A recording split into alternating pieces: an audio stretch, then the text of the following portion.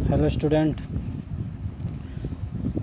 हम लोग पढ़ा electrical design of overhead transmission line. ठीक है, तो हमने ट्रांसमिशन लाइन के क्लासिफिकेशन पढ़ लिए थे कि कितने टाइप की होती हैं। 3 टाइप की होती हैं, short transmission line, medium transmission line and long transmission line. उसके बाद हमने पढ़ा था ट्रांसमिशन लाइन के पैरामीटर्स, वो भी 3 होते हैं, रेजिस्टेंस, इंडक्टेंस एंड कैपेसिटेंस। ठीक है, और उनके बारे में हमने पढ़ा था, उनके सिग्निफिकेंस पढ़े थे हमने, क्या प्रभाव पड़ते हैं। ठीक है, अब नेक्स्ट टॉपिक है हमारा परफॉर्मेंस ऑफ ट्रांसमिशन लाइन। ठीक, परफॉर्मेंस मतलब उनकी कार्यकुशलता, ट्रांसमिशन लाइन की कार्यकुशलता, परफॉर्मेंस ऑफ ट्रांसमिशन लाइन। ठीक, किसी भी चीज़ की परफॉर्मेंस देखते हैं ना, तो हम ट्रांसमिशन लाइन की परफॉर्मेंस पढ़ेंगे। ठीक, तो ये क्या होती है इसको देखते हैं। चलिए, ट्रांसमिशन लाइन की परफॉर्मेंस में 2 चीज़ों की स्टडी करते हैं। ठीक है, ट्रांसमिशन लाइन के परफॉर्मेंस में 2 चीज़ों की स्टडी करते हैं। जब इनका परफॉर्मेंस हम पढ़ते हैं, ट्रांसमिशन लाइन का परफॉर्मेंस जब हम पढ़ते हैं तो 2 चीज़ों की स्टडी करते हैं। ठीक, पहला होता है वोल्टेज रेगुलेशन, दूसरा होता है ट्रांसमिशन इफिशिएंसी। ठीक, वोल्टेज रेगुलेशन पढ़ते हैं हमने ट्रांसफार्मर में पढ़ा था वोल्टेज रेगुलेशन, ऐसे ही होता है।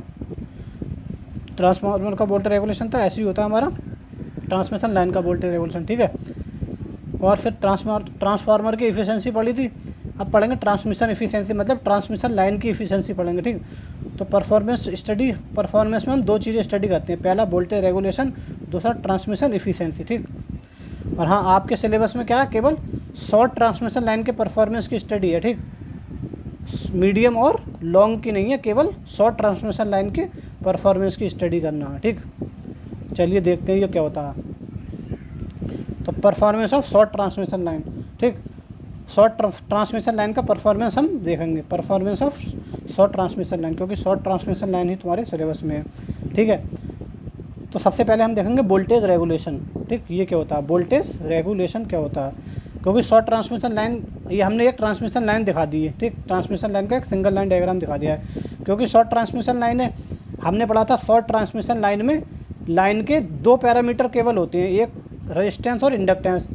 हमारा शंट जो है, शंट पैरामीटर या फिर कैपेसिटेंस यहाँ पे निगलेक्ट होता है। बात समझ में आ गई। हमने पढ़ा था ना, शॉर्ट ट्रांसमिशन लाइन में कैपेसिटेंस इफेक्ट नेगलेक्ट होता है, केवल रेजिस्टेंस और इंडक्टेंस रहते हैं, जो सीरीज पैरामीटर हैं वह रहते हैं, और शंट पैरामीटर नेगलेक्ट होते हैं शॉर्ट ट्रांसमिशन लाइन में। इसीलिए हमने यहाँ पे केवल रेजिस्टेंस और इंडक्टेंस दिखाया है। बात समझ में आ गई। ये हमारा क्या है, सेंडिंग एंड वोल्टेज, मतलब जहाँ से जनरेशन हो रहा है, हमारा पावर का जहाँ जनरेशन हो रहा है, वहाँ से हम जो पावर भेज रहे हैं उस एंड का वोल्टेज, और ये क्या है, लोड, जहाँ पे हम रिसीव कर रहे हैं पावर को। ठीक है, वो है ये रिसीविंग एंड वोल्टेज। ठीक, लोड जो है उसके अक्रॉस कितना है, ये वोल्टेज है, उसको बोलते हैं रिसीविंग एंड वोल्टेज, जो प्राप्त करा जाता है, और ये जो भेजा जाता है। ठीक, तो ये हमारा क्या है, पैरामीटर लाइन के। तो जब इन दोनों को कंबाइन करते हैं ना हम, ये बनता है हमारा Z=R + jX, क्योंकि ये क्या है, एक फेजर क्वांटिटी है ना। AC की बात कर रहे हैं हम, तो AC क्या होती है, फेजर क्वांटिटी, वेक्टर क्वांटिटी है। तो इसीलिए हमने यहाँ पे क्या करा है, इसका फेजर सम लिया। ठीक, R + jXL, Z=R + jXL। Z क्या है, लाइन इम्पिडेंस, लाइन का इम्पिडेंस। ठीक है, R + XL को ऐसे लिखते हैं एक साथ, तो ये क्या होता है, Z कहलाता है। ठीक, phasor sum of R and X क्या होता है, Z होता है, इम्पिडेंस होता है, लाइन इम्पिडेंस। तो हमने इसको फेजर सम में लिख लिया यहाँ पे। ठीक, तो ये ट्रांसमिशन लाइन का, हमारा शॉर्ट ट्रांसमिशन लाइन का एक सिंगल लाइन डायग्राम था, जहाँ पे BS क्या है, सेंडिंग एंड वोल्टेज, जहाँ से भेज रहे हैं, और BR क्या है, रिसीविंग एंड वोल्टेज, जहाँ पर हम प्राप्त कर रहे हैं, रिसीव कर रहे हैं। ठीक, तो होता क्या है ये वोल्टेज रेगुलेशन, होता क्या, आप पढ़ते हैं इसकी डेफिनेशन, ये पेपर में आता है, पूछा जाता है बहुत। ठीक, तो देखते हैं ट्रांसमिशन लाइन के सेंडिंग एंड वोल्टेज व रिसीविंग एंड वोल्टेज के अंतर, ट्रांसमिशन लाइन के सेंडिंग एंड वोल्टेज व रिसीविंग एंड वोल्टेज के अंतर तथा रिसीविंग एंड वोल्टेज के अनुपात को वोल्टेज रेगुलेशन कहते हैं। बात समझ में आ गई। सेंडिंग एंड वोल्टेज और रिसीविंग एंड वोल्टेज का अंतर, और ये तो कह रहा है ट्रांसमिशन लाइन के सेंडिंग एंड वोल्टेज व रिसीविंग एंड वोल्टेज के अंतर, ये जो हो गया। ठीक, तथा रिसीविंग एंड वोल्टेज के अनुपात को वोल्टेज रेगुलेशन कहते हैं, ये हो गया। ठीक, तो ये होता है हमारा वोल्टेज रेगुलेशन। परसेंटेज में निकालना है तो 100 हो जाता है। बात समझ में आ गई। तो ये जो अंतर होता है ना वोल्टेज का, इसी को बोलते हैं वोल्टेज ड्रॉप। बात समझ में आई, वोल्टेज ड्रॉप। भाई सेंडिंग एंड वोल्टेज जितना, भाई इन दोनों का अंतर जाहिर सी बात है जितना कम होगा उतना ही हमारे लिए अच्छा है ना।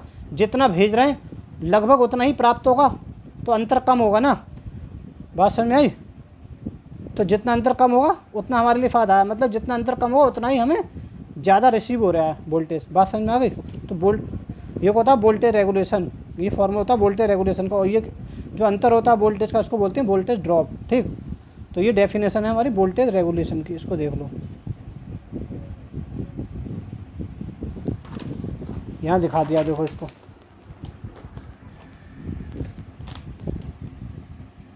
ये देखो दिखाया है, B R voltage regulation percentage में sending end voltage minus receiving end voltage. Sending end voltage और रिसीविंग एंड वोल्टेज का अंतर तथा रिसीविंग एंड वोल्टेज का अनुपात क्या कहलाता है, हमारा वोल्टेज रेगुलेशन कहलाता है। और 100 से गुणा कर दी, ये परसेंटेज में आ गया। बात समझ में आ गई। अब B S minus B R मतलब जो वोल्टेज सेंडिंग एंड वोल्टेज और रिसीविंग एंड वोल्टेज का जो अंतर है इसको बोलते हैं वोल्टेज ड्रॉप, इसको वोल्टेज ड्रॉप भी कहते हैं। तो एक फार्मूला और बनता है हमारा वोल्टेज रेगुलेशन का, परसेंटेज वोल्टेज रेगुलेशन का। इसको लिख सकते हैं voltage drop upon receiving end voltage into 100। ठीक, तो ऐसे भी इसकी डेफिनेशन लिख सकते हो। ट्रांसमिशन लाइन के वोल्टेज ड्रॉप तथा रिसीविंग एंड वोल्टेज का अनुपात वोल्टेज रेगुलेशन कहलाता है। बात समझ में आ गई। तो ये होता है वोल्टेज रेगुलेशन। ठीक, चलिए अब देखते हैं। अब देखो जितना अंतर ये कम होगा, भाई जितना हम भेज रहे हैं लगभग उतना ही या उससे थोड़ा सा कम मिल रहा है उतना ही हमें फ़ायदेमंद है। मान लो बी एस हम भेज रहे हैं 400 बोला ऐसे ही मान लिया। ठीक, बी एस और बी आर हमें मिल रहा है 398। ठीक, तब हमारा वोल्टेज रेगुलेशन कितना होगा, ये कितना हो जाएगा 2/93 वो 98 इंटू 100। बात समझ में आई। इतना है, तो ये अगर हम निकालेंगे वोल्टेज रेगुलेशन कितना हो जाएगा ये,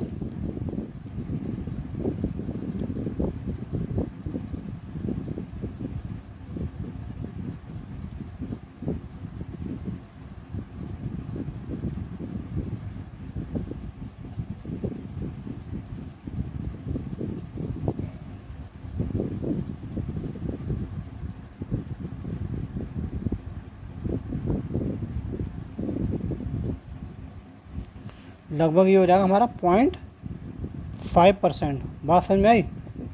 तो जितना अंतर कम होगा उतना ही हमें फ़ायदा है ना। और अगर हमारा ये मान लो ये 300 है तो वोल्टेज रेगुलेशन यहाँ इतना परसेंट है। ठीक, अगर वोल्टेज ड्रॉप हमारा कम था तो वोल्टेज रेगुलेशन था। अब हम मान ले रहे हैं 300 है, तो ये कितना हो जाएगा भाई, 400 में से 300 हटा दो, कितना बचा 100 अपॉन 300 इंटू 100। ठीक, तो 100 डिवाइड बाई 3, ये कितना आ रहा है 33.33%। तो बात समझ में आई। तो जितना अंतर हमारा कम होगा वोल्टेज, देखो जितना वोल्टेज रेगुलेशन कम है, जितना वोल्टेज रेगुलेशन कम है अंतर उतना ही कम है।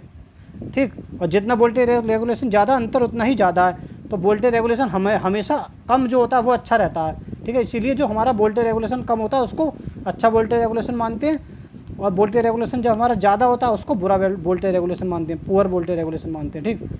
ठीक है। तो कंडीशन देखिए, कुछ कंडीशन है इसमें। यदि हमारा B S sending end voltage क्या होगा, अधिक होगा रिसीविंग एंड वोल्टेज से, तब हमारा क्या होगा वोल्टेज रेगुलेशन पॉजिटिव आएगा। ठीक है, तो हमारा वोल्टेज रेगुलेशन अच्छा नहीं होगा। अगर ये हमारा अधिक होगा, इससे बहुत ज़्यादा अधिक होगा, तब वोल्टेज रेगुलेशन पॉजिटिव आ जाएगा। जब हमारा रिसीविंग एंड वोल्टेज अधिक होगा इससे सेंडिंग एंड वोल्टेज से, तब हमारा निगेटिव आएगा। खुद देख लो, जब भाई ये ज़्यादा होगा जाहिर सी बात है इससे, तो ये पॉजिटिव आएगा वोल्टेज रेगुलेशन। बात समझ में आई। और जब ये ज़्यादा होगा, नेगेटिव वैल्यू ज़्यादा होगी इससे, तो वोल्टेज रेगुलेशन निगेटिव आएगा। तो नेगेटिव वोल्टेज रेगुलेशन अच्छा माना जाता है, बात समझ में आई, और पॉजिटिव बेकार माना जाता है। और अगर दोनों बराबर होंगे तो जाहिर सी बात है ये दोनों अगर बराबर होगा तो जीरो हो जाएगा वोल्टेज रेगुलेशन। तो वोल्टेज रेगुलेशन हमारा जीरो हो जाएगा अगर दोनों बराबर होगा। ठीक, तो ये कुछ कंडीशन है। ठीक है, ठीक, तो ये था हमारा voltage regulation. Performance of transmission line में एक पढ़ रहे हैं वोल्टेज रेगुलेशन। ठीक, अब इसके बाद पढ़ेंगे ट्रांसमिशन इफ़िशियंसी सेकंड। तो ये ट्रांसमिशन इफ़िशियंसी क्या होती है भाई? इफ़िशियंसी हमने ट्रांसफार्मर में पढ़ी थी, तो उसमें क्या थी? Output power upon input power, यही तो होती है भाई इफ़िशियंसी। आउटपुट पावर जो हम आउटपुट लेते हैं और इनपुट जो इनपुट देते हैं वो, तो यही तो होती है आउटपुट अपॉन इनपुट इफ़िशियंसी। ऐसे यहाँ पे वही आउटपुट कहाँ ले रहे हैं? रिसीविंग में ले रहे हैं। रिसीविंग एंड पर आउटपुट लेंगे तो रिसीविंग एंड पावर, और इनपुट क्या दे रहे हैं? सेंडिंग एंड पावर दे रहे हैं, तो अपॉन सेंडिंग एंड पावर। तो इसकी इफ़िशियंसी क्या हो जाएगी हमारी? Receiving end power upon sending end power into 100। ठीक, तो ट्रांसमिशन इफ़िशियंसी देखते हैं क्या होती है। रिसीविंग एंड पावर तथा सेंडिंग एंड पावर के अनुपात को ट्रांसमिशन इफ़िशियंसी कहते हैं। ठीक भाई, रिसीविंग मतलब जो रिसीव कर रहे हैं, आउटपुट मिल रही है जो हमें वह, और अपॉन सेंडिंग एंड मतलब जो इनपुट है, जो हम इनपुट कर रहे हैं सेंडिंग एंड, तो आउटपुट अपॉन इनपुट की इफ़िशियंसी होती है। तो यहाँ पे हमारी इफ़िशियंसी क्या हो जाएगी? Transmission efficiency receiving end power upon sending end power into 100। ये क्या हो गया हमारा? परसेंटेज में।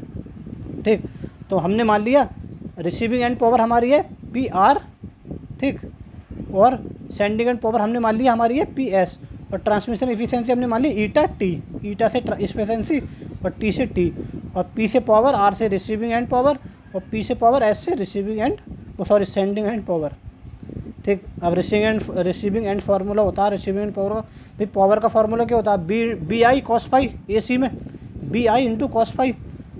तो PR रिसीविंग एंड पावर क्या हो जाएगी? BR receiving end voltage into IR receiving end current into receiving end का पावर फैक्टर। ठीक है, इसी प्रकार सेंडिंग एंड पावर क्या हो जाएगी? BS sending end voltage into IS sending end current into cos phi S, मतलब सेंडिंग एंड का पावर फैक्टर। तो ये हो गया हमारी ट्रांसमिशन इफ़िशियंसी का फार्मूला। ठीक है, receiving end power upon sending end power into 100, ये हो गई ट्रांसमिशन इफ़िशियंसी। बात समझ में आ गई? चलिए, अब हमें क्या है? वोल्टेज रेगुलेशन के लिए एक डेरिवेशन करना होगा और इफ़िशियंसी के लिए। ठीक, ये क्वेश्चन बहुत पूछा जाता है पेपर में बहुत आता है ये। ठीक, तो नए क्या है? एक नया नेक्स्ट टॉपिक क्या है हमारा?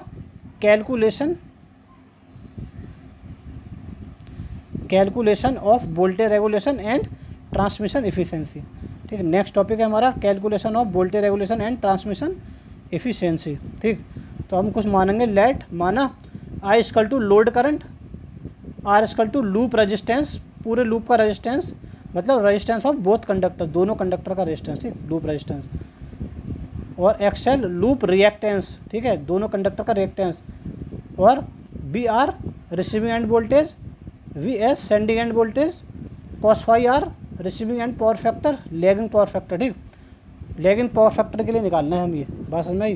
क्योंकि हमारी जो लाइन होती है ना वो इंडक्टिव ही होती है। ठीक है, वहाँ पे इंडक्टेंस अधिक होता है, अधिक हमारा क्या है?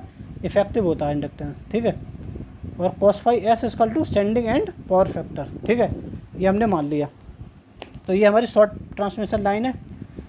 ये रिसीविंग एंड वोल्टेज, ये सेंडिंग एंड वोल्टेज, और ये लोड है।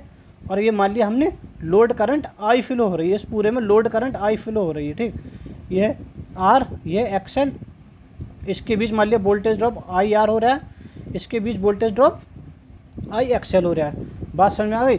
अब हमें इसका क्या करना है? फेजर डायग्राम बनाना है। ठीक, इसके हमें क्या करना है? फेजर डायग्राम बनाना है। अब फेजर डायग्राम हमने देखा था, हम उसमें पढ़ चुके हैं, ट्रांसफार्मर में हम फेजर डायग्राम पढ़ चुके हैं लैगिंग पावर फैक्टर के लिए। ठीक, तो यहाँ पे हमने लैगिंग पावर फैक्टर लिया ना। अब बात हो रही है रिसीविंग एंड की। ठीक, तो हम रिसीविंग एंड से मतलब है हमें। ठीक है,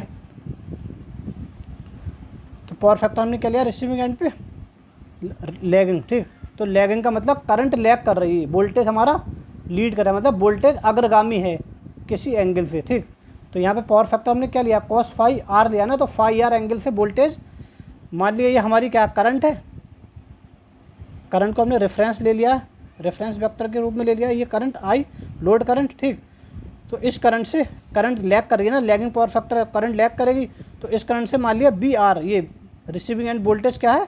फाई R डिग्री लीड कर रहा है। ठीक, ठीक है, ये करंट है, इससे फाई R डिग्री पर वोल्टेज बी आर हमारा 5R डिग्री से लीड कर रहा है, अग्रगामी है, ठीक है, बात समझ आ गई। अब देखो यहाँ पे जब करंट फ्लो हो रही है तो दो ड्रॉप होते हैं, एक रेजिस्टेंस ड्रॉप और एक रिएक्टेंस ड्रॉप, ठीक, एक रेजिस्टेंस ड्रॉप हो रहा है और एक रिएक्टेंस ड्रॉप हो रहा है। हमने पढ़ा था जो जो रेजिस्टेंस ड्रॉप होता है वो क्या होता है, हमारा करंट की डायरेक्शन में होता है, ठीक है, करंट की डायरेक्शन में होता है। तो देखो करंट क्या फ्लो, यहाँ फ्लो हो रही है, करंट हमने करंट की डायरेक्शन में लेते हैं रेजिस्टेंस ड्रॉप को। तो करंट का हमने कहाँ लिया था फेजर, ये लिया था रेफरेंस फेजर। तो हमारा जो रिएक्टेंस ड्रॉप है वो कहाँ होगा, इसी डायरेक्शन में होगा। करंट जब जैसे करंट का फेजर है वैसा ही हमारा इसका फेजर होगा। तो ये हमने मान लिया रिएक्टेंस ड्रॉप, ठीक है, इतना, ठीक।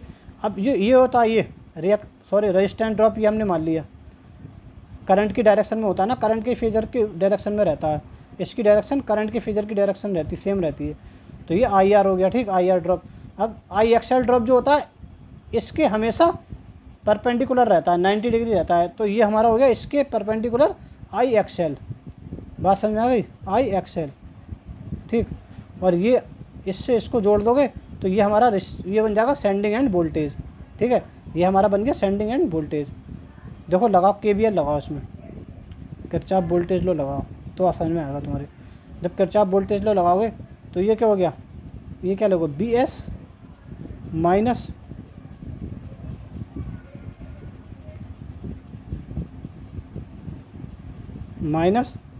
IR drop minus J IXL, ठीक, माइनस के BR इक्वल टू 0, ठीक है, ऐसे ही लोगे ना। तो BS इक्वल टू क्या हो जाएगा, I को कॉमन ले लो, R plus JXL plus BR, ठीक है, बात समझ में आ गई।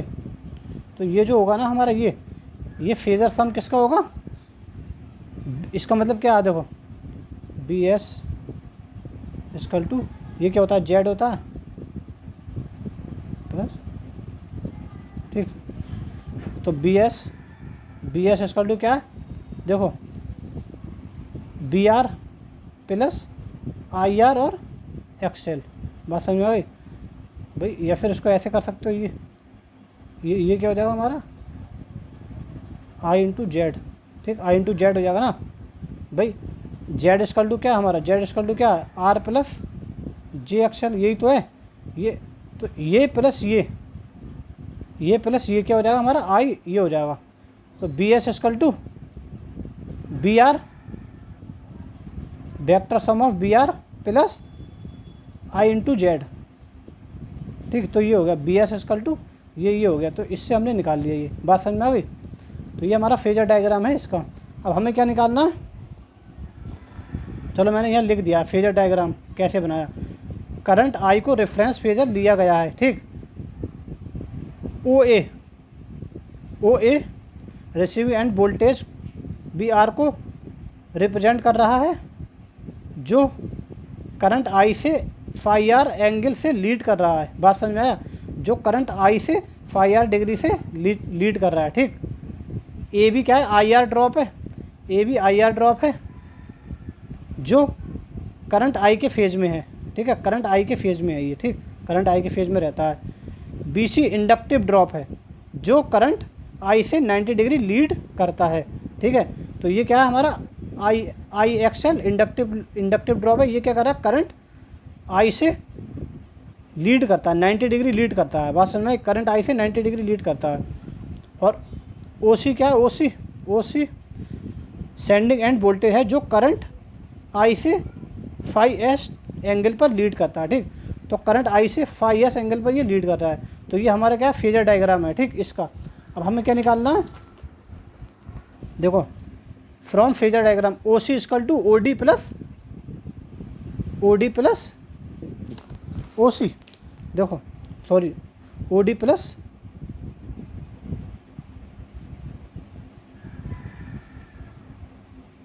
भाई इसका स्क्वायर प्लस ये, ठीक है। तो BS OC का स्क्वायर इक्वल टू क्या हो जाएगा, ये OC का स्क्वायर इक्वल टू ये, देखो ये पूरे ये वाला एंगल जो है OC CD और DO, इसमें हमें लगाना पाइथागोरस थ्योरम। तो ओ सी का स्क्वायर इक्वल टू क्या हो जाएगा, ये क्या राइट एंगल ट्राइंगल है ना, तो ओ सी का square equal to O D का स्क्वायर प्लस डी सी का स्क्वायर। ठीक, यही तो करा हमने। तो ये हो गया हमारा ओ सी का square equal to O D का स्क्वायर प्लस डी सी का स्क्वायर। तो ओ सी क्या हमारा B S square plus O D को लिख सकते हैं ओ ई प्लस ई डी। भाई ठीक है, ओ डी को क्या लिख सकते हैं, ओ ई प्लस ई डी ये लिख सकते हैं, और ई डी और डी सी को क्या लिख सकते हैं, D B plus B C ये लिख सकते हैं। तो यही हमने करा है यहाँ पे। ठीक, ओ डी को क्या लिखा, O E plus E D, और डी सी को क्या लिखा, D B plus B C इसका स्क्वायर। ठीक, ये हमने दिखा दिया यहाँ पे, देखो। ठीक है, अब in angle O A E, in angle O E E, angle O A E, ये वाला एंगल ओ ए ई। ठीक, angle O A E cos phi R equal to O E plus O A, cos phi R equal to O E plus O A, यही होगा ना, cos phi R equal to O E upon O A, यही होगा ना। तो cos phi R equal to हमने लिख दिया ओ ई अपॉन ओ ए। ठीक, तो यहाँ पे हमने लिख दिया ओ ई अपॉन ओ ए, और ओ ए इक्वल टू क्या, बी आर। देखो यहाँ पे भाई ओ ए, ये ओ ए यही तो है बी आर, ये तो हमने लिया था बी आर। तो ओ ए इक्वल टू क्या, बी आर। तो यहाँ पे हमने दिखा दिया O A equal to B R, और O E equal to B R cos phi हो जाएगा। देखो ये है ना, cos phi R equal to O E upon O A, तो ओ ई इक्वल टू क्या हो जाएगा, ओ ए। भाई ओ ई इक्वल टू क्या हो जाएगा, ओ ए कॉस फाई आर, यही तो हो जाएगा। इससे अगर निकालें तो ओ ए हम निकाल चुके हैं बी आर, तो यहाँ पे हमने बी आर लिख दिया और यहाँ पे कॉस फाई आर लिख दिया। ठीक, और ई डी हमारा क्या है, ई डी है आई इंटू आर। देखो ये यहाँ पे ये ई डी जितना ये होगा उतना ही तो ये है ए बी। तो ये कितना है हमारा आई आर ड्रॉप, यही तो इतना ही तो है आई आर ड्रॉप। तो ये क्या है हमारा ई डी क्या है, आई आर। ठीक, same angle O A E. ठीक, same in angle O A ई। अब हमें निकाला साइन फाई, तो साइन फाई इक्वल टू क्या हो जाएगा, ए ई। अगर हम इसमें निकालेंगे साइन फाई, तो साइन फाई आर निकालेंगे, तो sine phi R equal to क्या हो जाएगा, A E upon O A, यही तो होगा, ए ई अपॉन ओ ए होगा, नहीं होगा, A E upon sine phi R equal to A E upon O A.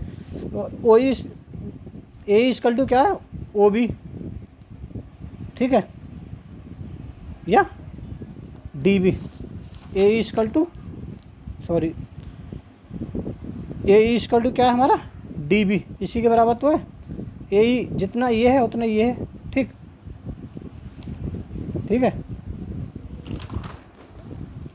तो sine phi R equal to A equal to D B लगा दिया हमने, और ओ ए हमें मालूम है, ओ ए हमने लिया था बी आर होता है। ठीक, तो डी बी की वैल्यू निकाल ली हमने, D B equal to B R, ये बी आर साइन फाई। ठीक, और बी सी इक्वल टू हमें मालूम है क्या है, आई एक्स एल, ये बी सी, ये बी सी क्या है, आई एक्स एल। ठीक, अब from equation one, equation one में इन सारे के मान लगा देंगे हम, इन सब के मान लगा देंगे। तो बी एस स्क्वायर, अब हमने इसका मान लगा दिया, ओ ई का मान लगा दिया, B R cos phi plus E D का मान लगा दिया आई आर।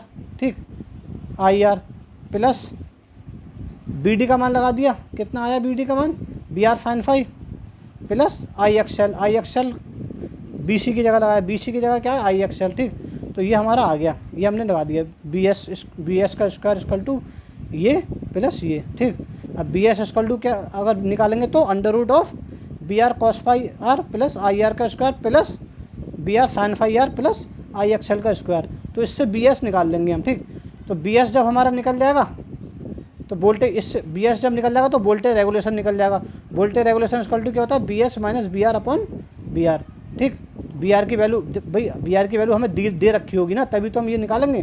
तो इस तरीके से हम वोल्टेज रेगुलेशन निकाल लेंगे। अब वोल्टेज रेगुलेशन निकल जाएगा तो हमारा फिर हम इफ़िशियंसी भी निकाल लेंगे, ठीक है भाई। जब इन सब की वैल्यू हमें पता चल जाएगी तो हम इफ़िशियंसी भी निकाल लेंगे, जाहिर सी बात है।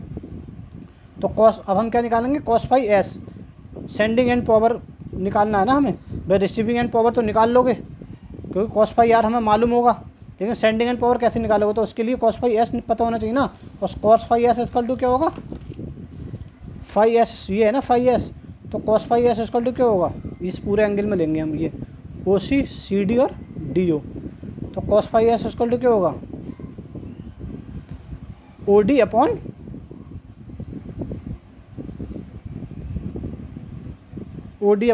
ओ सी, यही होगा ना। तो cos phi S equal to O D upon O C, और ओ डी का मान ये होता है, देखो ओ डी का मान हमने निकाला है, ये ओ डी, ठीक है। ओ डी का मान हम निकाल चुके हैं।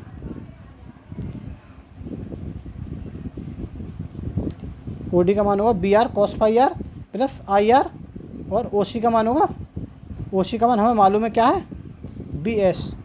ओ सी इक्वल टू क्या है, ये ओ सी इक्वल टू क्या है, ओ सी, ये बी एस तो ये, ठीक, बी एस तो ये ओ सी, और O D equal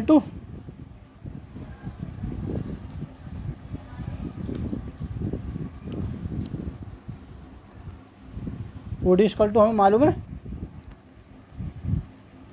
O E plus E D, ठीक। अब ई डी का मान क्या है, आई आर, ई डी का मान आई आर है, ठीक।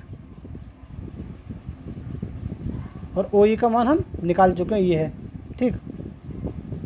ओ डी का मान हम निकाल चुके हैं, तो ये हो जाएगा, ठीक। तो O D equal to B R cos phi R plus I R upon B S. तो ये हमारा कॉस फाई एस निकल जाएगा। अब इससे हम सेंडिंग एंड पावर भी निकाल सकते हैं, जिससे हम इफ़िशियंसी निकाल सकते हैं। बात समझ में आई।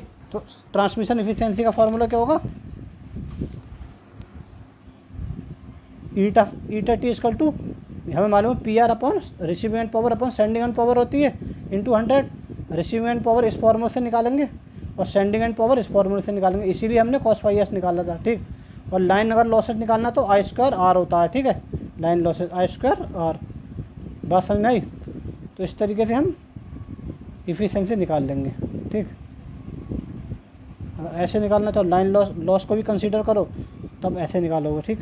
हमें मालूम है sending end power equal to receiving end power plus line loss होती हैं, होते नहीं होते हैं। तो सेंडिंग एंड पावर ये है, रिसीविंग एंड पावर ये, और लाइन लॉस ये है। तो ठीक, तो सेंडिंग एंड पावर की जगह हम ये लिख सकते हैं, तो हमने ये लिख दिया, ठीक है। Receiving end power plus line losses. तो इस तरीके से भी हम निकाल सकते हैं ट्रांसमिशन इफ़िशियंसी, ठीक। तो ये हमने देखे थे ट्रांसमिशन इफ़िशियंसी और वोल्टेज रेगुलेशन कैसे निकालते हैं, ठीक। अब हम नेक्स्ट टॉपिक पढ़ेंगे अगले लेक्चर में, ठीक है। Thank you.